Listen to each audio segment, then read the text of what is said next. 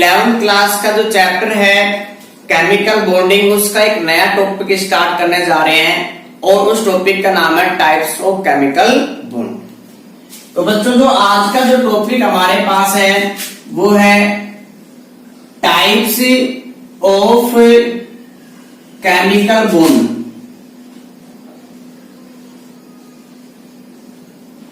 यानी कि जो हमारे पास रासायनिक बंध होते हैं वो कितने प्रकार के होते हैं। तो बच्चों जो हमारे पास रासायनिक बंध हैं वो दो प्रकार के होते हैं। कौन कौन से इसमें? फर्स्ट हमारे पास होता है इसमें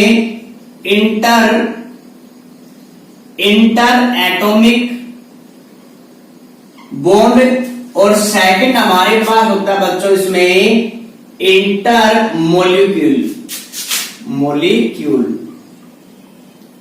तो हमारे पास जो केमिकल बॉन्ड होते हैं बच्चों दो प्रकार के होते हैं। एक तो होता है इंटर एटॉमिक का मतलब होता है बच्चों कि दो अणुओं के बीच में, या हम कह सकते हैं दो या दो से अधिक अणुओं के बीच में जो बंध लगता है या जो बंध बनता है वो क्या कहलाता है? इंटर एटॉमिक कहलाता है। और जबकि जो अणुओं के बीच में जो बंध बनेगा वो क्या कहलाएगा? इंटरमोलिक्यूल बंध कहलाएगा। अब बच्चों इसमें इंपॉर्टेंट पॉइंट आपको याद रखना है कि जो इंटर एटॉमिक जो आपके पास बॉन्ड होते हैं वो स्ट्रॉन्ग होते हैं। कैसे होते हैं? स्ट्रॉन्ग होते हैं, यानी कि हम कह सकते हैं कैसे होते हैं? प्रबल होते हैं।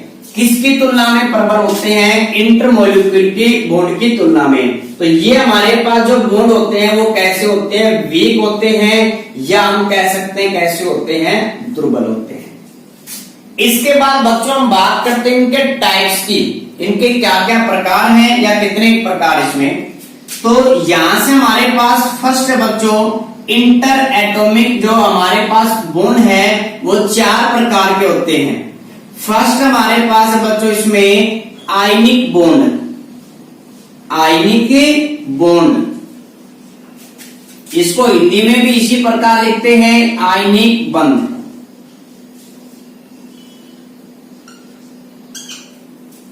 नेक्स्ट बच्चों हमारे पास जो सेकंड है वो है कोवलेंट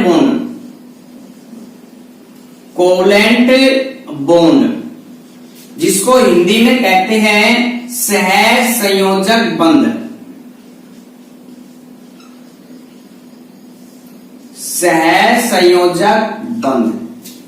नेक्स्ट है बच्चों हमारे पास कोऑर्डिनेशन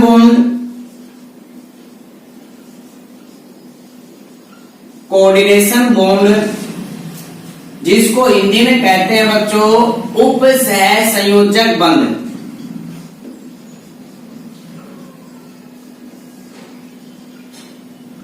उप सहसंयोजक बंध। 4 टाइप्स में बच्चों हमारे पास मेटेलिक बॉन्ड,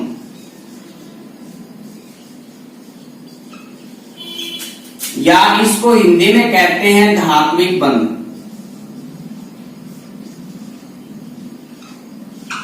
तो ये बच्चों हमारे पास टाइप्स इसमें इंटर एटॉमिक जो हमारे पास बॉन्ड है वो 4 टाइप्स के होते हैं। फर्स्ट है आयनिक बॉन्ड, सेकंड है कोवलेंट बॉन्ड यानी कि सहसंयोजक बंध, नेक्स्ट हमारे पास कोऑर्डिनेशन बॉन्ड, और नेक्स्ट हमारे पास मेटेलिक बॉन्ड यानी कि धात्विक बंध। अब नेक्स्ट हमारे पास जो बच्चों इंटरमोलिक्यूल जो बॉन्ड है वो हमारे पास इसमें से फर्स्ट टाइप है वांडरवाल बॉन्ड। इसको हिंदी में भी इसी प्रकार लिखते हैं बच्चों वांडरवाल आकर्षण बल या वांडरवाल बल। ये जो वांडरवाल आकर्षण बल होते हैं बच्चों ये 5 प्रकार के होते हैं। कितने टाइप्स इसके? 5 होते हैं इसमें, इनको आगे पढ़ेंगे हम। नेक्स्ट बच्चों हमारे पास आता है इसमें हाइड्रोजन बॉन्ड। हाइड्रोजन जो बॉन्ड होते हैं बच्चों ये भी 2 प्रकार के होते हैं। इसमें से फर्स्ट हमारे पास होता है इंटर मॉलिक्यूल बॉन्ड। दूसरा टाइप्स होता है बच्चों हमारे पास में इंट्रा मॉलिक्यूल बॉन्ड। तो जो हमारे पास हाइड्रोजन बंध होते हैं बच्चों दो प्रकार के।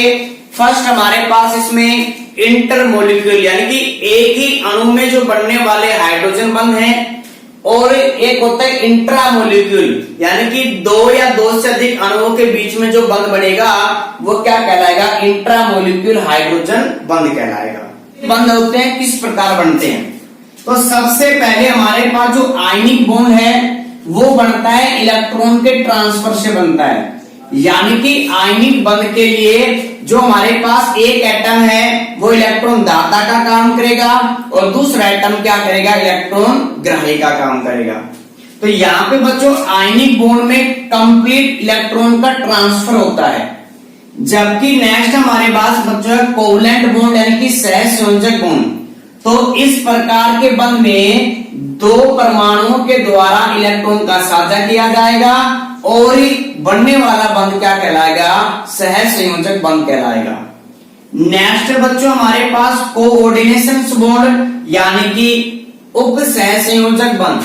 इसमें भी क्या होगा बच्चों, दो इलेक्ट्रॉनों के बीच में, दो परमाणुओं के बीच में इलेक्ट्रॉन का साझा होगा, लेकिन साझे के इलेक्ट्रॉन केवल एक ही परमाणु के द्वारा दिए जाएंगे। मेटेलिक बॉन्ड, तो बच्चों मेटल का नेचर क्या होता है, मेटल का नेचर होता है इलेक्ट्रॉन त्याग कर क्या बनाना, धनायन बनाना। तो हमारे पास बहुत सारे मेटल हैं जिन्होंने क्या कर रखा है, इलेक्ट्रॉन त्याग रखे हैं। अब इनके द्वारा जो त्यागे गए इलेक्ट्रॉन है वो इनके चारों तरफ इस प्रकार क्या करते रहते हैं, घूमते रहते हैं, या हम कह सकते हैं इनके चारों ओर उपस्थित होते हैं। इन इलेक्ट्रॉन के समुद्र के नाम से भी जाना जाता है। तो ये बच्चों हमारे पास टाइप थे किसके, केमिकल बॉन्ड्स के। टू टाइप्स के होते हैं, एक तो इंटर एटॉमिक एटम के बीच में बनने वाला बंध, इंटर मोलिक्यूल मोलिक्यूल के बीच में बनने वाला बंध। इसके बाद बच्चों हम जो भी हमारे पास ये बंध के प्रकार है इनको एक एक करके पढ़ते हैं। तो आयनिक बॉन्ड के लिए जो इंपोर्टेंट पॉइंट है कि आयनिक बॉन्ड बनने के लिए एक तो होना चाहिए क्या, मेटल, और दूसरा क्या होना चाहिए हमारे पास, नॉन मेटल। यानी कि जो हमारे पास मेटल होते हैं वो इलेक्ट्रॉन दान करने का काम करते हैं, यानी कि इलेक्ट्रॉन दाता कहलाते हैं, या इलेक्ट्रॉन दाता का क्या करेंगे, काम करेंगे। जबकि जो हमारे पास नॉन मेटल, नॉन मेटल का मतलब होता है बच्चों अधातु, और मेटल का मतलब क्या होता है, धातु। तो जो हमारे पास नॉन मेटल होते हैं वो इलेक्ट्रॉन ग्राही का क्या करते हैं, कार्य करते हैं। यानी कि फर्स्ट जो हमारे पास कंडीशन है कि अगर कोई भी आयनिक बंध बनता है तो उसमें एक तो होना चाहिए नॉन मेटल, एक होना चाहिए मेटल। मेटल इलेक्ट्रॉन दाता का काम करेगा और जो नॉन मेटल है वो इलेक्ट्रॉन ग्राही का कार्य करता है। इसके बाद जो बच्चों आपको इंपोर्टेंट पॉइंट याद रखना है इसमें कि जो आयनिक बॉन्ड है उसमें कंप्लीट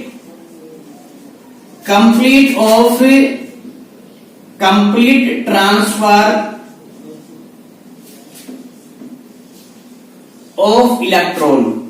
यानी कि जो हमारे पास आयनिक बॉन्ड होता है उसमें इलेक्ट्रॉन का कंप्लीट क्या होता है, स्थानांतरण होता है। यानी कि जो हमारे पास इलेक्ट्रॉन है वो मेटल से निकल के किस में चला जाता है, नॉन मेटल में चला जाता है। अब बच्चों हम इसके एक एग्जाम्पल के द्वारा समझते हैं इसको। तो हम बात करते हैं किसमें, NaCl के निर्माण में। तो जो हमारे पास सोडियम है, सोडियम का एटॉमिक नंबर कितना होता है, 11 होता है, और इसमें इलेक्ट्रॉनिक विन्यास क्या होगा, 281।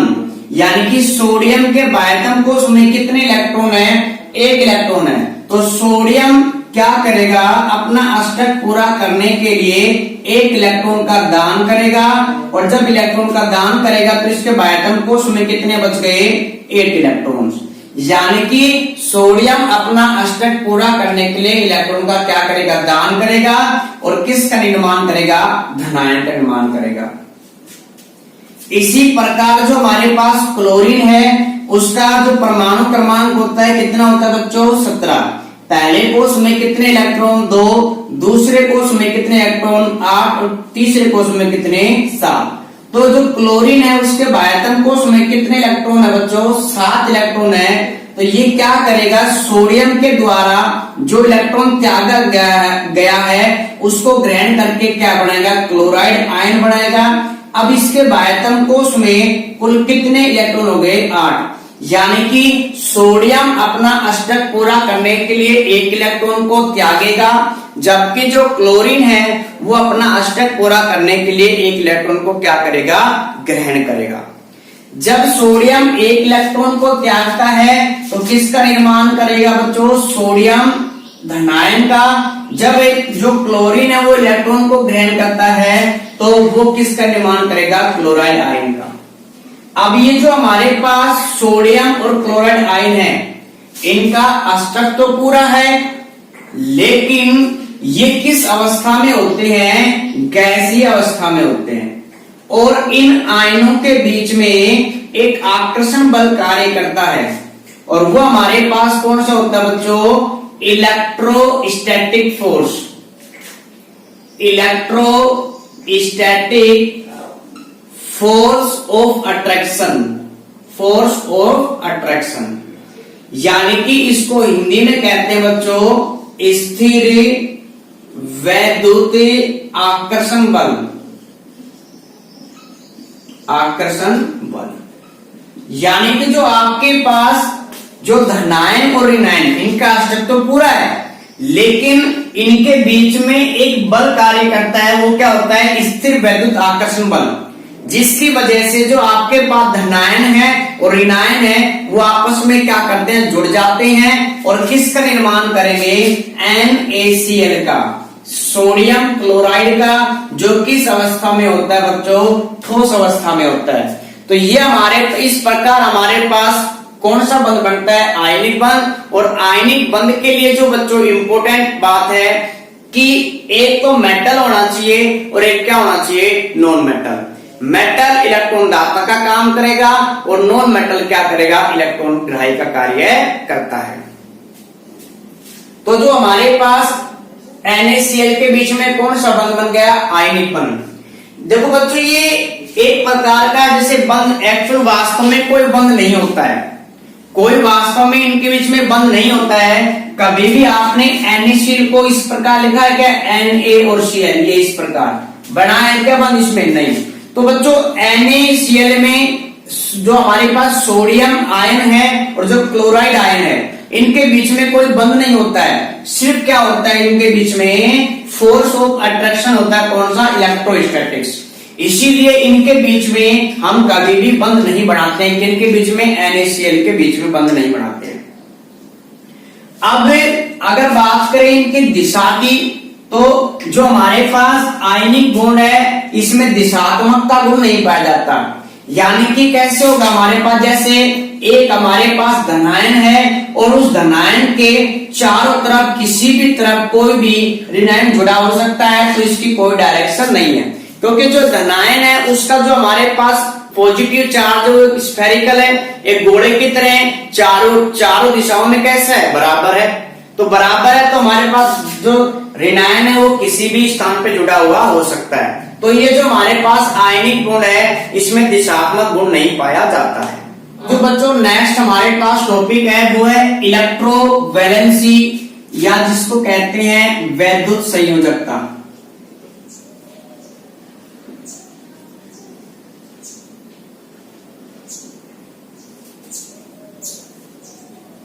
इलेक्ट्रोवैलेंसी या विद्युत संयोजकता। तो बच्चों जब किसी भी आयनिक बंध का निर्माण होता है तो उसमें जो मेटल है, धातु है, वो इलेक्ट्रॉन को दान करता है, और जो नॉन मेटल यानी कि अधातु है वो इलेक्ट्रॉन को क्या करता है? ग्रहण करता है। तो जब किसी बंध का निर्माण होता है तो उस समय किसी भी परमाणु के द्वारा त्यागे गए इलेक्ट्रॉन या किसी दूसरे परमाणु के द्वारा ग्रहण किए गए जो इलेक्ट्रॉन है उनकी संख्या ही क्या कहलाती है? इलेक्ट्रोवैलेंसी या वैद्युत संयोजकता कहलाती है। और एग्जाम्पल की बात करें तो हमारे पास जो ग्रुप नंबर फर्स्ट है, तो ये बच्चों आपने 10th क्लास में पढ़ा था चैप्टर नंबर 7 में कि जो हमारे पास ये ऊर्ध्वाधर लाइनें होती हैं, ये क्या कहलाती हैं? वर्ग कहलाती हैं या क्या कहलाते हैं? ग्रुप्स कहलाती हैं। तो आवर्त सारणी में कुल कितने ग्रुप्स होते हैं बच्चों? 18 ग्रुप होते हैं, ध्यान रहे। तो उसमें से जो हमारे पास ग्रुप नंबर फर्स्ट है उसकी इलेक्ट्रोवैलेंसी यानी कि वैद्युत संयोजकता कितनी होती है? प्लस का 1, क्योंकि एक इलेक्ट्रॉन को क्या करते हैं? त्यागते हैं। इसी प्रकार जो ग्रुप नंबर 2 है उसकी जो इलेक्ट्रोवैलेंसी होती है वो कितनी होती है? 2, 2 इलेक्ट्रॉन को त्यागते हैं। जो ग्रुप नंबर हमारे पास 13 है उसकी जो इलेक्ट्रोवैलेंसी होती है वो कितनी होती है? 3। जो ग्रुप नंबर 4 है इसकी जो इलेक्ट्रोवैलेंसी होती है 4, लेकिन इंपॉर्टेंट बात याद रखना बच्चों, तो ग्रुप नंबर जो 14 है उसके जो एलिमेंट है वो आयनिक बॉन्ड का फॉर्मेशन नहीं करते हैं, यानी कि आयनिक बंध का निर्माण नहीं करते हैं। नेक्स्ट हमारे पास बच्चों ग्रुप नंबर 15 है और इस ग्रुप नंबर 15 के जो इलेक्ट्रोवैलेंसी होगी वो कितनी होगी? प्लस का 3। नेक्स्ट हमारे पास ग्रुप जो 16 है उसकी इलेक्ट्रोवैलेंसी कितनी होगी? 2, और ग्रुप नंबर जो 17 है उसकी कितनी होगी? प्लस 1। यहाँ पे बच्चों इंपोर्टेंट जो पॉइंट आपको याद रखना है कि इलेक्ट्रोवैलेंसी उसकी जो वैल्यू होती है वो हमेशा पॉजिटिव यानी कि धनात्मक होती है। चाहे कोई भी एटम इलेक्ट्रॉन को लूज कर रहा हो यानी कि दान कर रहा हो, या कोई भी एटम इलेक्ट्रॉन को गेन कर रहा है यानी कि ग्रहण कर रहा है, तो उसके लिए जो आपके पास प्लस या माइनस नहीं होगा, इसमें सिर्फ और सिर्फ क्या होगा? इलेक्ट्रोवैलेंसी प्लस, यानी कि इलेक्ट्रोवैलेंसी का मान धनात्मक ही होगा, चाहे एटम इलेक्ट्रॉन को लूज करे या इलेक्ट्रॉन को क्या करे? गेन करे। इन दोनों कंडीशन में इसकी वैल्यू क्या आती है? हमेशा हमेशा पॉजिटिव आती है। नेक्स्ट बच्चों हमारे पास टॉपिक है favourable conditions for ionic bond, यानी कि कौन कौन सी उपयुक्त हमारे पास जो कंडीशंस होती हैं जो आयनिक बॉन्ड के लिए आवश्यक होती हैं। तो सबसे पहले बच्चों जो आयनिक बॉन्ड है वो बनता है किसके बीच में बनता है? मेटल यानी कि धातु के बीच में और नॉन मेटल यानी कि अधातु के बीच में। तो यहां से हमारे पास जो मेटल है वो इलेक्ट्रॉन देने का क्या करता है? काम करता है, यानी कि जो मेटल है वो इलेक्ट्रॉन त्याग करके क्या बनाता है? धनायन का निर्माण करता है। फिर जो मेटल है वो इलेक्ट्रॉन को जितना आसानी से त्यागेगा तो आयनिक बंध का जो फॉर्मेशन है उतना क्या होगा? जल्दी होगा। जब आपको ये मालूम में आपने 10th क्लास में पढ़ा था बच्चों कि हमारे पास एक गैसियस एटम है, अगर उसके बाह्यतम कोश से हमें एक इलेक्ट्रॉन क्या करना है? निकालना है। जब किसी भी धातु के बाह्यतम कोश से जब हम एक इलेक्ट्रॉन निकालते हैं तो उसके लिए एनर्जी हमें क्या करती है? देनी पड़ती है, और जो एनर्जी कहलाती है आयनन एंथैल्पी। आयनन एंथैल्पी कहलाती है, या इसको इंग्लिश में कहते हैं आयोनाइजेशन एनर्जी, जिसको किससे रिप्रेजेंट करते हैं? IE के द्वारा। तो यहां पे अगर बच्चों आप समझो इस चीज को कि हमारे पास जो एटम है वो कैसा है? छोटा है, तो इनके बीच में जो आकर्षण बल होगा इलेक्ट्रॉन नाभिक के बीच में क्या होगा? ज्यादा होगा। जब आप इसके बाह्यतम कोश से एक इलेक्ट्रॉन निकालोगे तो आपको बदले में क्या देनी पड़ेगी? ऊर्जा देनी पड़ेगी, और जो आप ऊर्जा देते हो वही क्या कहलाती है? आयनन एंथैल्पी कहलाती है, या क्या कहलाते हैं? इलेक्ट्रॉन एफिनिटी कहलाती है, आयोनाइजेशन एनर्जी। तो अगर एटम छोटा है तो आपको ऊर्जा ज्यादा देनी पड़ेगी, क्योंकि आकर्षण बल क्या होगा वहां पे? ज्यादा। अगर हमारे पास जो एटम है वो कैसा है? बड़ा है, तो आपको ऊर्जा क्या देनी पड़ेगी? कम। तो हमें अगर आयनिक बॉन्ड हमें देखना है कि आयनिक बॉन्ड के लिए क्या कंडीशन होनी चाहिए, तो इसके लिए कंडीशन ये होनी चाहिए कि आपके पास जो एटम है उसका साइज, मेटल का साइज कैसा होना चाहिए? बड़ा। क्यों बड़ा होना चाहिए? क्योंकि अगर आप इससे एक इलेक्ट्रॉन निकालोगे तो आपको ऊर्जा क्या देनी पड़ेगी? कम। तो जब बॉन्ड आयनिक बॉन्ड तभी तो अच्छा बनेगा जब आपको ऊर्जा क्या देनी पड़ेगी? कम देनी पड़ेगी। यानी कि हम ये कह सकते हैं कि जब आपके पास जो मेटल है जो किस स्टेज में है, गैसियस स्टेज में है। जो मेटल है उससे अगर धनायन बढ़ेगा तो उसके लिए जो आयनन एंथैल्पी का मान है वो कैसा होना चाहिए, मिनिमम होना चाहिए। कैसा होना चाहिए, मिनिमम, यानी कि सबसे कम ऊर्जा आपको देनी चाहिए इसमें। यानी कि अगर आयनिक बॉन्ड का निर्माण होगा तो उसके लिए जो फेवरेबल कंडीशन है कि जो आयनन एंथैल्पी है उसकी वैल्यू क्या होनी चाहिए, कम से कम होनी चाहिए, तभी आपके पास एक अच्छा आयनिक बॉन्ड बनेगा। नेक्स्ट हमारे पास बच्चों है नॉन मेटल, यानी कि अधातु।